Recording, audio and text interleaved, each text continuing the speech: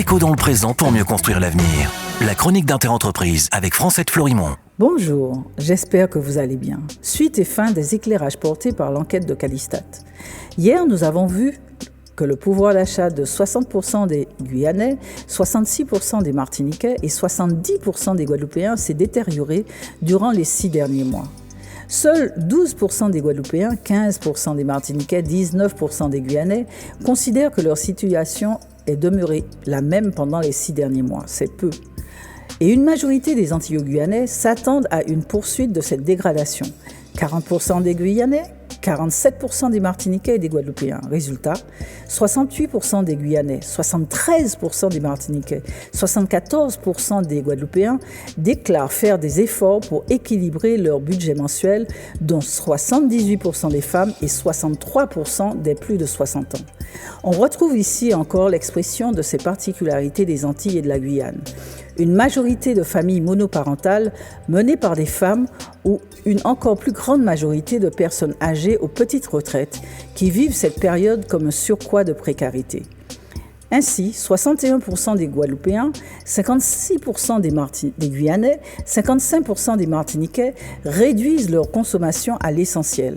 Ce sont ainsi 84% des femmes en Guadeloupe, 78% des femmes en Martinique et en Guyane qui se privent pour pouvoir joindre les deux bouts. Face à cet effondrement du pouvoir d'achat, ce sont les sorties au restaurant, en soirée, l'achat de vêtements, de chaussures, les activités de loisirs, les vacances et le carburant qui en font les frais.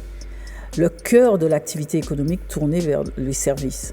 Durant cette période récente, en effet, 74% des Guyanais, 78% des Martiniquais, 83% des Guadeloupéens n'ont pas pris de vacances. Ceux qui sont sortis de leur territoire sont partis principalement en France continentale ou dans le territoire français voisin de la Caraïbe. Voilà le tableau général. Le bonheur personnel, mais beaucoup de difficultés au quotidien.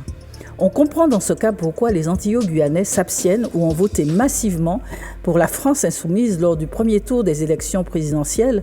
C'est le signe qu'ils souhaitent fondamentalement du changement.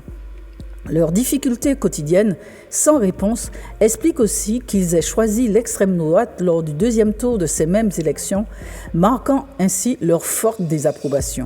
Plus proche de nous, la rencontre des élus antillo-guyanais avec les membres du gouvernement suite à l'appel de Fort-de-France a satisfait 27% des Guyanais, 40% des Martiniquais, 45% des Guadeloupéens. Il faut comprendre aussi qu'en creux, 60% des Martiniquais en sont soit insatisfaits ou s'y désintéressent. Ils sont 73% dans le même cas en Guadeloupe, 55% en Guyane. Et une large majorité n'en attendent rien. 60% en Guadeloupe, 52% en Martinique et en Guyane. Par leur réponse à cette enquête de Calistat, les Antillo-Guyanais ont indiqué nettement aux politiques et à l'État qu'ils attendent en premier lieu des améliorations dans leur vie quotidienne, dans leur vie réelle. L'évolution institutionnelle ou plus de pouvoir local ne sont vraiment pas leur sujet du moment. Seront-ils entendus ?